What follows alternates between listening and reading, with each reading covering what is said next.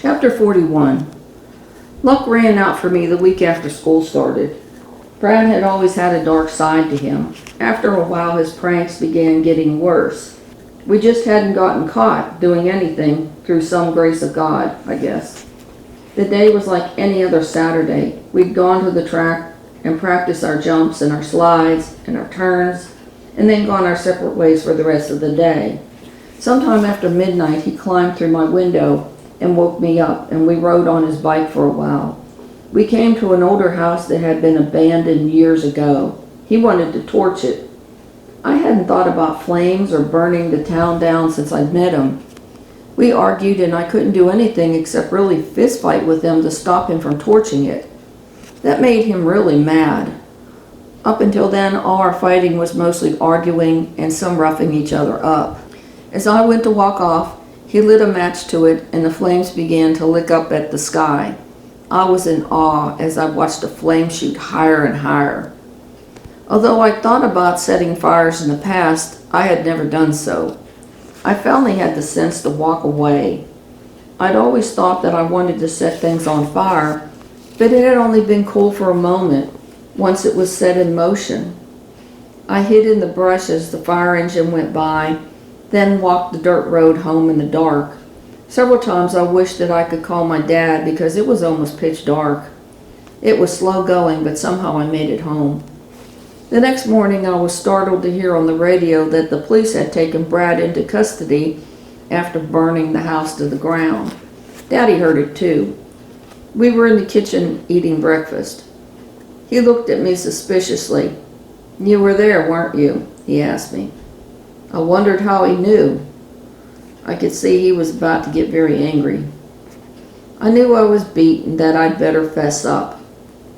I sneaked out last night and we rode for a while. Brad wanted to torch that house. He wouldn't listen, so I really had to hit him. It wasn't any of our friendly fighting. He rode off and left me there. I had to walk home. I had no idea he'd go back and burn it down. I stared down at the table. He'd set fire to it before I'd walked away, but I didn't feel like confessing to that. "We've done a lot of bad things lately," I remarked with shame in my voice. "Bad things? What, did you have sex with him?" Daddy asked in an alarmed voice. I jerked my eyes up at him, totally surprised. "No, what does sex have to do with anything?" I asked in disbelief. Just as suddenly it dawned on me that maybe that would have been a normal relationship Brad and I could have had. Instead, we had this weird physical relationship of fighting. Some unknown emotion shone on his face. "Yeah, you're right. You're only 12 and Brad's only 11. He's not even old enough to do anything." But then he remembered about the bad things. "What bad things are you talking about?" So I told him everything we'd done. "You truly leave me speechless, Christmas." Yeah, he always called me by my first name when he was mad. "You've never done stuff like that before. Why now?" he asked as he leaned back to hear what I had to say. Suddenly I felt ashamed. "I'm sorry. I love riding, but I also just wanted a friend.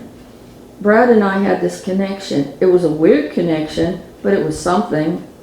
I never wanted to do those pranks, but I never said no to him until last night." "What do I do with you now? You know that even if Brad gets out of this mess with a slap on the wrist, you can't see him anymore." I looked back down at the table and tears came to my eyes. "Take away my motorcycle," I replied. Those words started a torrent of tears, and it was like I couldn't stop talking. Daddy took me into the living room and rocked me like he used to when I was younger, as I spilled my guts to him. I cried about being lonely and how most people hated me.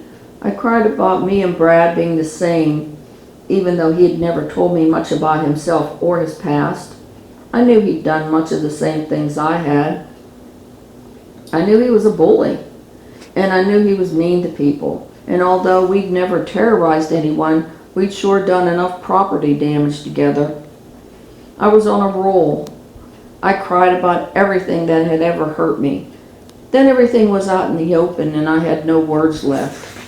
I felt small and alone sitting on Daddy's lap. rather than my usual big tough self. You hate me now, don't you? He hugged me tighter. Pumpkin, I could never hate you. I'll always love you no matter what you do. Now at times, especially in the past few months, there have been times that I haven't liked you very much. But I'm sure there were times when you haven't liked me either. Does that make you not love me? No, I'll always love you. We had a long, long talk after that. We were going to spend more time together doing fun things like riding horses, target shooting, and riding four-wheelers on our property. He said he wasn't going to push music at me anymore. I could practice or not. It was my choice. On the subject of Brad, he said that I absolutely couldn't see him anymore. I thought that I would be angry about that, but instead I felt relief.